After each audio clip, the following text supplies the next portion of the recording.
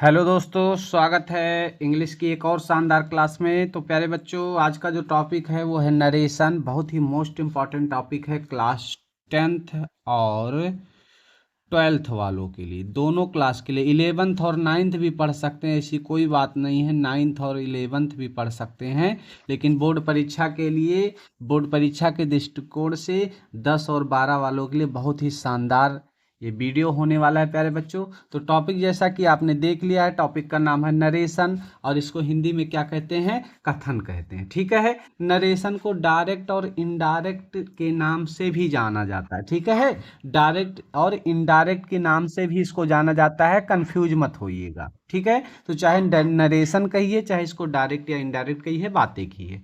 तो नरेशन के दो भाग होते हैं, एक होता है डायरेक्ट नरेशन और दूसरा क्या होता है? Indirect narration. ठीक है, तो चाहे इसको डायरेक्ट नरेशन कहो, चाहे इसको डायरेक्ट स्पीच कहो। ठीक है, चाहे इसको डायरेक्ट नरेशन कहो, चाहे क्या कहे तो डायरेक्ट स्पीच कह दो प्यारे बच्चों, और इसको इनडायरेक्ट नरेशन या इनडायरेक्ट स्पीच भी कहा जाता है। ठीक है, अगर हिंदी में इसकी बात करें तो इसको प्रत्यक्ष कथन कहते हैं और इसको अप्रत्यक्ष कथन कहा जाता है। ठीक है प्यारे बच्चों, बात समझ में आ रहा है? डायरेक्ट नरेशन या डायरेक्ट स्पीच को प्रत्यक्ष कथन और इनडायरेक्ट नरेशन या इनडायरेक्ट स्पीच को क्या कहते हैं? अप्रत्यक्ष कथन कहते हैं। इतना बात समझ में आया? तो कथन के दो भाग होते हैं, एक होता है डायरेक्ट कथन, एक होता है इनडायरेक्ट, यानी एक होता है प्रत्यक्ष कथन और एक होता है अप्रत्यक्ष कथन। ठीक है, तो नरेशन के दो भाग, एक होता है डायरेक्ट स्पीच या डायरेक्ट नरेशन, एक होता है इनडायरेक्ट स्पीच या इनडायरेक्ट नरेशन। ठीक है, अब इसको हम समझते हैं कि डायरेक्ट नरेशन और इनडायरेक्ट नरेशन क्या होता है प्यारे बच्चों। ठीक है, इसको समझना बहुत ही जरूरी है कि डायरेक्ट नरेशन क्या होता है और इनडायरेक्ट नरेशन क्या होता है। ठीक है, तो पहली हेडिंग हम बना लेंगे प्यारे बच्चों, डायरेक्ट नरेशन। ठीक है, अभी इस जो है इस वीडियो में सिर्फ इंट्रोडक्शन बताया जाएगा, इसके बारे में समझाएंगे। ठीक है, पहले समझना बहुत जरूरी, वीडियो को स्किप मत करिएगा, क्योंकि पहली वीडियो अगर आप नहीं देखेंगे तो आगे नहीं समझ में आएगा भैया। ठीक है, इसीलिए इस वीडियो को देखना, इसका इंट्रोडक्शन देखना बहुत ही ज़्यादा जरूरी है। ठीक है, तो डायरेक्ट नरेशन होता है कि हम वक्ता के शब्दों को, ठीक है, वक्ता यानी जो बोलने वाला होता है, जो स्पीकर होता है, हम वक्ता के शब्दों को ज्यों का त्यों कह देते हैं। डायरेक्ट नरेशन में हम जो वक्ता यानी जो बोल रहा है, ठीक है, वक्ता के शब्दों को, ठीक है, वक्ता के शब्दों को क्या करते हैं? शब्दों को ज्यों का त्यों, ठीक है प्यारे बच्चों, ज्यों का त्यों, ज्यों का त्यों कह सकते हैं या कह देते हैं, कह सकते हैं। यानी वक्ता ने जो चीज कही है उसमें बिना कोई परिवर्तन के, मतलब जो जैसा कहा गया है सीधा वैसे ही बता देना है, वैसे ही कह देना है, वो डायरेक्ट स्पीच हो गया। एग्जाम्पल के थ्रू देख लो, he said comma inverted comma I am going to Mumbai, I am going to, ठीक है, I am going to, I am going to Mumbai, I am going to क्या हुआ? मुंबई। ठीक है प्यारे बच्चों, ये आपका हो गया डायरेक्ट। तो ही सेड, उसने कहा, उसने क्या कहा? कॉमा इन्वर्टेड कॉमा कि I am going to Mumbai, मैं मुंबई जा रहा हूं। ठीक है, उसने कहा कि मैं मुंबई जा रहा हूं, ये आपका डायरेक्ट स्पीच हो गया। ठीक है भैया, इसमें जैसा उसने कहा था वैसा सीधा हमने क्या कर दिया? छेप दिया। ठीक है, कह रहा है यहां पर ही जो है, ही के कहे हुए शब्दों को हम क्या कर देंगे? ज्यों का त्यों।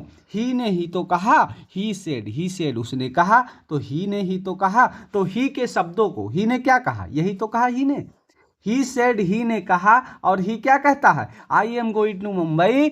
कह रहा है ही के कहे हुए शब्दों को हम इन्वर्टेड कॉमा में लिखकर ज्यों का त्यों लिख दिया है, और यही क्या हुआ? यही आपका क्या हो गया? इन्वर्टेड कॉमा में लिखा गया है, और इसे ही हम क्या कहते हैं? डायरेक्ट नरेशन कहते हैं प्यारे बच्चों। इसी को हम क्या कहते हैं? डायरेक्ट नरेशन कहते हैं, डायरेक्ट नरेशन कहते हैं, या या डायरेक्ट स्पीच के नाम से भी इसे हम जानते हैं प्यारे बच्चों, ठीक है। या इसी को हम किसके नाम से जानते हैं, डायरेक्ट स्पीच के नाम से जानते हैं। बात समझ में आया। यानी वक्ता के द्वारा, इनके द्वारा, वक्ता यही तो ही तो है, वक्ता के द्वारा कहे हुए शब्द, और वक्ता ने यही तो कहा, ही सेड, उसने कहा, ठीक है, ही ने कहा, ही वक्ता, ही कौन है, वक्ता। वक्ता मतलब बोलने वाला, जो बोल रहा, जो कह रहा। वक्त अगर आप कह रहे तो आप वक्ता हो गए। तो ही सेड, उसने कहा।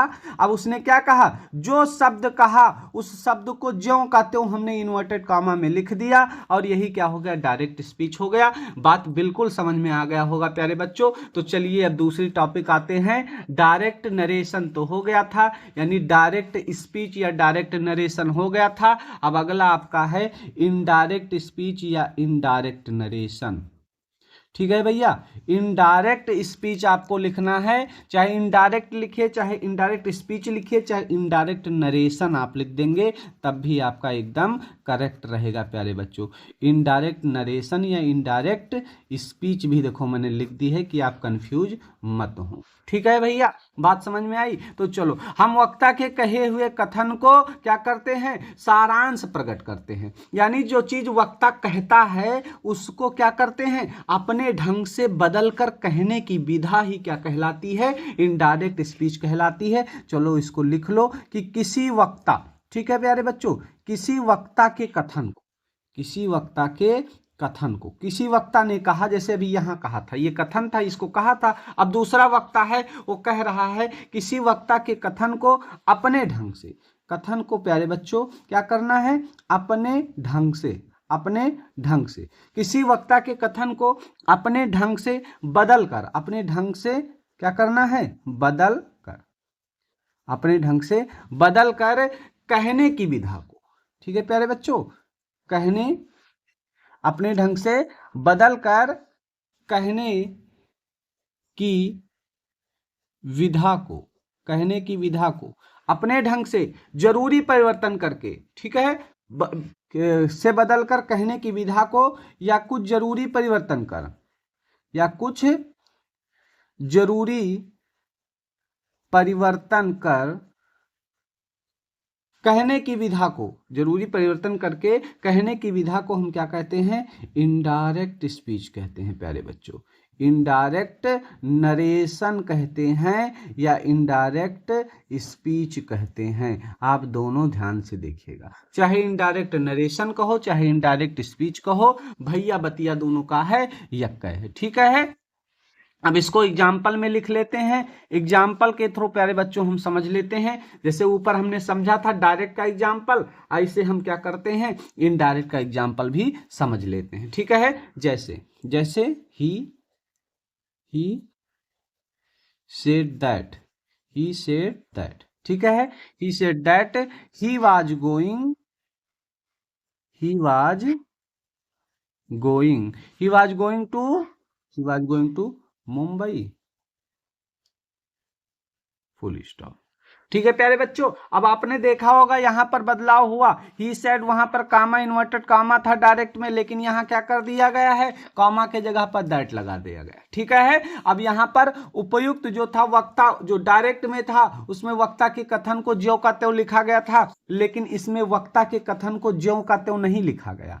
इसमें क्या कर दिया गया प्यारे बच्चों, इसमें कुछ अपने से भाव प्रकट किया गया, कुछ जरूरी परिवर्तन किया गया। जैसे आई को ही में बदल दिया गया, यहां पर पहले वाले में आई था भैया, पहले वाले में आई था, और यहां क्या कर दिया गया है, आई के जगह पर क्या कर दिया गया है, ही कर दिया गया है। आई के जगह क्या कर दिया गया है, ही कर दिया गया है। अब पहले वाले में देखो यहां एम था ना, एम था प्यारे बच्चों, और यहां क्या कर दिया गया है, वाज कर दिया गया है, ठीक है प्यारे बच्चों। अब ही में आई एम को किस में बदल दिया गया है, वाज में बदलना पड़ा, ठीक है। अतः ये कुछ जरूरी परिवर्तन है, ठीक है प्यारे बच्चों। अतः क्या है, ये इनडायरेक्ट स्पीच है। बात समझ में आई नहीं आई, ठीक है प्यारे बच्चों, बात समझ में आ रही है ना, ठीक है, समझ में आ रही है, हाँ बोलिएगा जरूर समझ में आ रही कि नहीं आ रही है, ठीक।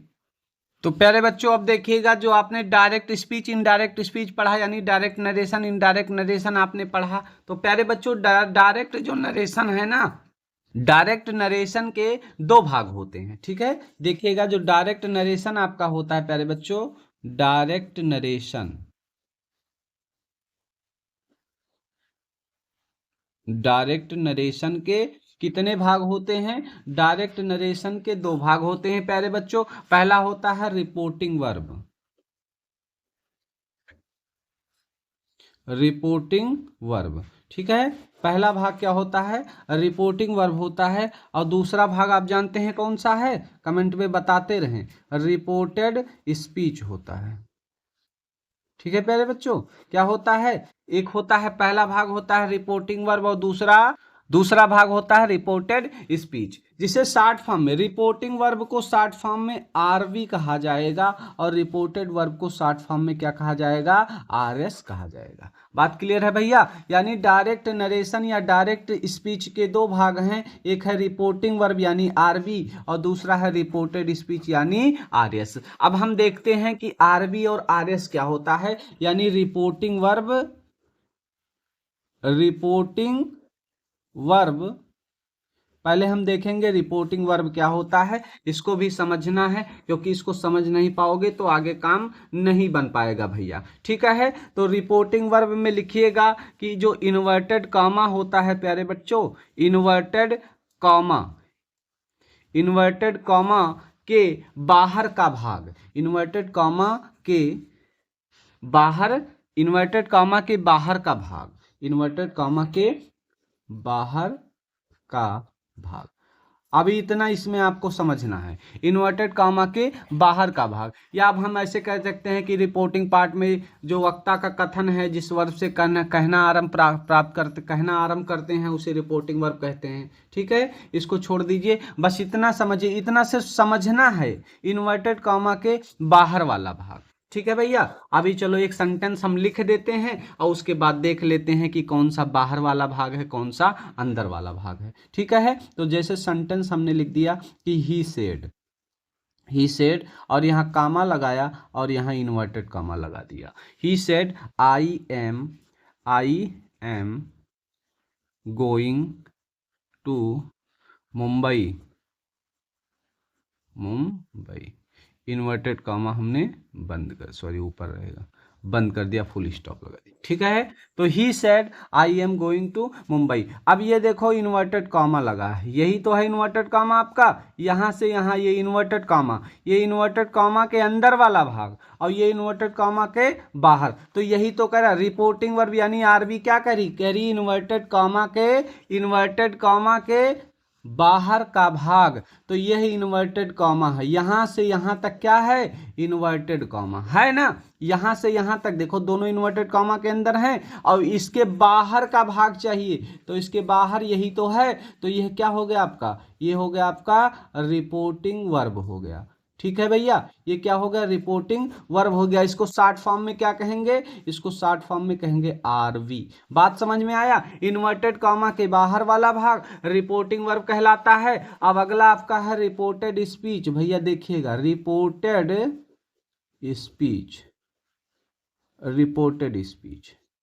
अब रिपोर्टेड स्पीच में क्या लिखोगे? रिपोर्टेड स्पीच में आपको लिखना है कि इन्वर्टेड कॉमा के अंदर का भाग रिपोर्टेड स्पीच कहलाता है, ठीक है भैया। लिख लो चलो, इन्वर्टेड कॉमा, इन्वर्टेड कॉमाज के अंदर का भाग, के अंदर का भाग। अब चलो देखो, ये बाहर का भाग था, और ये इतना क्या है, देखो यहां से यहां तक लगा है, और यही तो अंदर वाला भाग है। तो ये क्या हो गया? ये हो गया आपका रिपोर्टेड स्पीच। हुआ नहीं हुआ? ये रिपोर्टेड स्पीच हो गया भैया। और ये क्या था? ये बाहर वाला भाग था, ये बाहर वाला भाग, और ये अंदर वाला भाग। यानी जो कामा, इन्वर्टेड कॉमा, ये इन्वर्टेड कॉमा लगा हुआ है, इसके अंदर का भाग को हम क्या कहेंगे? रिपोर्टेड स्पीच यानी आरएस कहेंगे। और इस इन्वर्टेड कॉमा के जो बाहर का भाग है यानी ही सेड वाला जो है, ये क्या कहलाएगा? रिपोर्टिंग वर्ब यानी आरवी कहलाएगा, ठीक है। चलो एक और एग्जाम्पल के थ्रू ले लेते हैं, आप लोग पूर्णतया, जिससे आप लोग क्या हो जाएं, पूर्णतः समझ जाएं, कोई दिक्कत भैया ना पड़े, ठीक है। जैसे अगला सेंटेंस है राम, राम सेड, राम ने कहा। अब लगा यहाँ कामा और यहाँ लगा इन्वर्टेड कॉमा। पहला कि I am busy now, I am very busy now. Ram sad I am very busy now, यहाँ फुल स्टॉप लगा। ठीक है भैया। अब ये देखो यहाँ से ये इन्वर्टेड कॉमा आपका है, यहाँ से और यहाँ तक ये क्या लगा, इन्वर्टेड कॉमा। इन्वर्टेड कॉमा के ये अंदर का भाग है और इन्वर्टेड कॉमा यहाँ लगा है, इसके बाहर ये है तो इसके बाहर का भाग ये है, ये बाहर का भाग है और ये क्या है, अंदर का भाग है। तो बाहर के भाग को हम कहते हैं, क्या कहते हैं, देखो भैया, इन्वर्टेड कॉमा के बाहर का भाग क्या कहलाता है, रिपोर्टिंग वर्ब कहलाता है। तो ये बाहर का भाग है तो ये क्या हो गया भैया, ये हो गया आपका रिपोर्टिंग वर्ब। ये क्या हो गया, रिपोर्टिंग वर्ब यानी आरवी हो गया। ठीक है। और ये अंदर का भाग है और अंदर का भाग क्या कहलाता है, रिपोर्टेड स्पीच कहलाता है प्यारे बच्चों। यानी रिपोर्टेड स्पीच यानी क्या कहलाएगा, आरएस कहलाएगा। बात भैया समझ में आ रही है ना।